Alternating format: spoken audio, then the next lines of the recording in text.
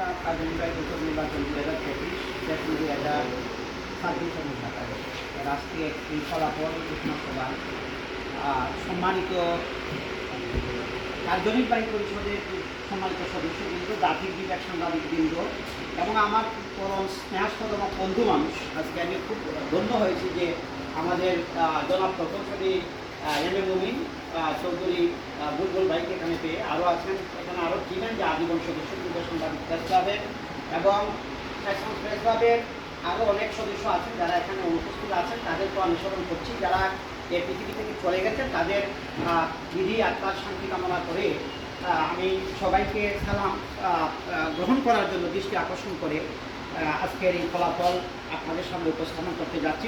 প্রথমে সালাম নিবেদন করছি, আসসালামু আলাইকুম মানিকতাবাসীরা।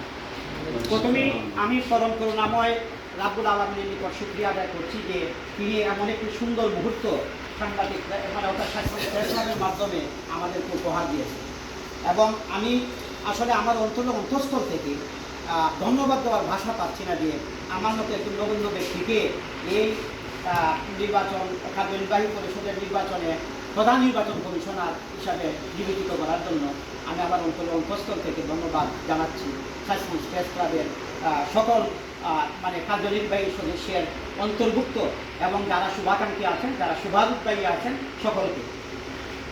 আমি এই মুহূর্তে আপনাদের সামনে ফলাফল ঘোষণা করতে যাচ্ছি। ফলাফল ঘোষণার পূর্বে আমি কিছু কথা বলে দিচ্ছি আপনাদের অবগতি করবে।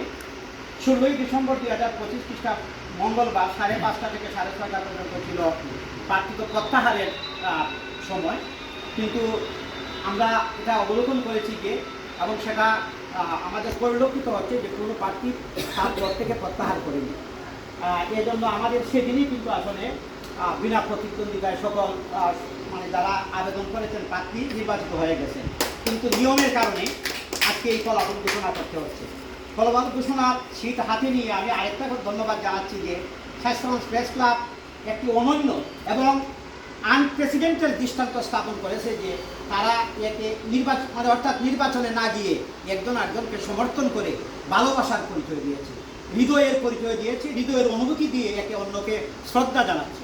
তাই আমি আমার অন্তঃস্থল থেকে তাদেরকে সাধুবাদ, তাদের দীর্ঘায়ু এবং তারা এই মানে প্রেস ক্লাবের মানে অর্থাৎ উত্তরোত্তর সফলতা আনয়নের জন্য তারা কাজ করে যাবে হাতে হাত মিলিয়ে প্রত্যাশা রেখে ফলাফল ঘোষণা করতে যাচ্ছি।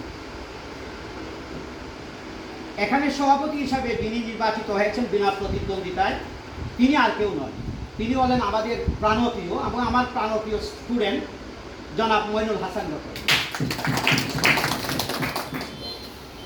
এবং সহসভাপতি হিসেবে যিনি বিনা প্রতিদ্বন্দ্বিতায় নির্বাচিত হয়েছেন তিনি হলেন সৈয়দ আজিজুর রহমান সৈয়দপুর। সাধারণ সম্পাদক পদে বিনা প্রতিদ্বন্দ্বিতায় যিনি নির্বাচিত হয়েছেন তিনি হলেন মোহাম্মদ কামরুল হাসান, যার সুনাম আপনারা কিছুক্ষণ আগে শুনলেন যে বস্তুনিষ্ঠ সংবাদের জন্য তিনি পুরস্কৃত হয়েছেন। ইতিপূর্বে তিনি কিছু সম্মানীয় পেয়েছিলেন, আমার মনে গত বছর প্রায় লাখের কাছাকাছি টাকা তিনি একজন সাংবাদিক হিসেবে পেয়েছেন। সেটা আমরা we feel proud of him and we should encourage him to go ahead for the development of Shaistaganj Press Club. Am I right? Yes. Then Mizanur Rahman Suman যুগ্ম সাধারণ সম্পাদক হিসাবে বিনা প্রতিদ্বন্দ্বিতায় নির্বাচিত হয়েছেন। ফার্স্ট জনাব মোহাম্মদ মহিবুর রহমান কোষাধ্যক্ষ হিসাবে বিনা প্রতিদ্বন্দ্বিতায় নির্বাচিত হয়েছেন। আসলে সকল দায়িত্ব উনার, উনি হল ম্যানেজমেন্ট, অর্থাৎ টাকা উনার হাতে আসবে, উনি ব্যয় করবেন, ঠিক না? আমরা ধন্যবাদ জানাই ওনাকে, টাকাগুলি যাতে সংরক্ষিত থাকে এবং মানে সৎ উপায়ে বের হয় এবং সৎ কাজে লাগে। সকালে জানে ওনার প্রশংসা করে যে উনি টাকা মানে অর্থাৎ মানে সুনির্দিষ্ট খাতে উনি ব্যয় করেছেন টাকাগুলো, আর আমাদের বিশ্বাস আছে বলেই তো আমরা ওনাকে বিনা প্রতিদ্বন্দ্বিতায় কোষাধ্যক্ষ হিসাবে মনোনীত করেছি। এবার আসলো 6 নম্বরের পালা। তিনিও আমার একজন স্টুডেন্ট, একেবারে হাতে তুলে নিয়ে তাকে মানুষ করেছি। তিনি আর কেউ নন, তিনি হলেন দেলোয়ার ফারুক তালুকদার শাহজাহান, আমির ফারুক তালুকদারের ভাই। মনে করে সেদিনের কথা, তাকে খুলে নিয়েছে, আসছে এই পদে আসীন হয়েছে, সে একজন ভালো অ্যাডভোকেট, ধন্যবাদ জানাচ্ছি। এবং 7 নম্বরে যার নাম আসছে তিনি হলেন প্রচার এবং প্রকাশনা সম্পাদক মোহাম্মদ শফিক মিয়া। তিনি ইসলামী একাডেমির একজন শিক্ষক, ওনার কাজ অনেক বড়। উনি যদি প্রচার এবং প্রকাশনা না করতে পারে তাইলে প্রেস ক্লাবের কি করবে, মানে বিস্তৃত সাধন হবে না। হ্যাঁ, এটার যে এনলার্জমেন্ট, সেই এনলার্জমেন্ট থেমে যাবে। তাইলে আমি ওনাকে ওনার দৃষ্টি আকর্ষণ করে বলতে চাই, আপনার প্রচার এবং প্রকাশনায় যেন আপনার এই কথাটা মনে থাকে, though you stumble often boys, never be downcast, try again and again, succeed at last, যেন আপনি সফলতা লাভ করবেন।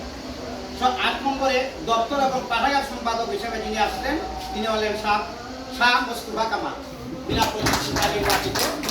হ্যাঁ, একদম কুকুর সাংবাদিক, আমরা দেখেছি তাকে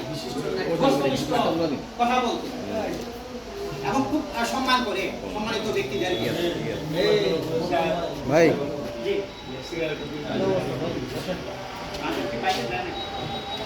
কাকে দিন ঠিক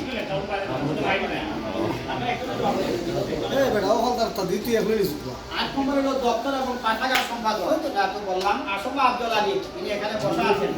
হ্যাঁ, তিনি হলেন কার্যনির্বাহী সদস্য। ওনার তো আসলে ওনার ভালোবাসা সকলের জন্য এবং ওনার যে কর্মদক্ষতা এবং কর্মস্পৃহা এটা সকলে প্রশংসিত, নাকি তা বলি সর্বজন জানে, ঠিক না দাদা? তিনি একজন বিজ্ঞ ব্যক্তি এবং এই উপজেলার জন্য যদি সময় পাইতেন তাইলে এই উপজেলাকে একটা নান্দনিক পরিবেশে নিয়ে যেতেন বলে আমার মনে হয়। আমরা অপেক্ষায় থাকলাম সেই দিনের জন্য। তারপর কার্যনির্বাহী সদস্য আরেকজন আমার খুব বন্ধুর ওয়াইফ, ঠিক না দাদা? আমার খুব কাছের মানুষ ছিল, তাহমিনা বেগম, কার্যনির্বাহী সদস্য, বিনা প্রতিদ্বন্দ্বিতায় নির্বাচিত। তিনি একজন বন তোলা মানে ব্যক্তি বলে আমার মনে হয়, ঠিক না দাদা? ওনার মধ্যে কোনো জড়তা নাই, আমি তা দেখছি।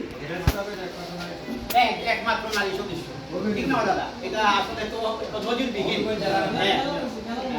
তাই ওনার প্রশংসা আমরা কি আমরা নিজেকে আনন্দিত মনে করি, নিজেকে সানন্দিত মনে করি। আপনি এগিয়ে যান, হ্যাঁ, আপনার সাথে আমরা সকলেই আছি। এবার সর্বশেষ যার নাম কি আছে, কার্যনির্বাহী সদস্য, বিনা প্রতিদ্বন্দ্বিতা নির্বাচিত, তিনি আর কেউ নন, তিনি হলেন আমাদের তুফাইল আহমেদ মনির।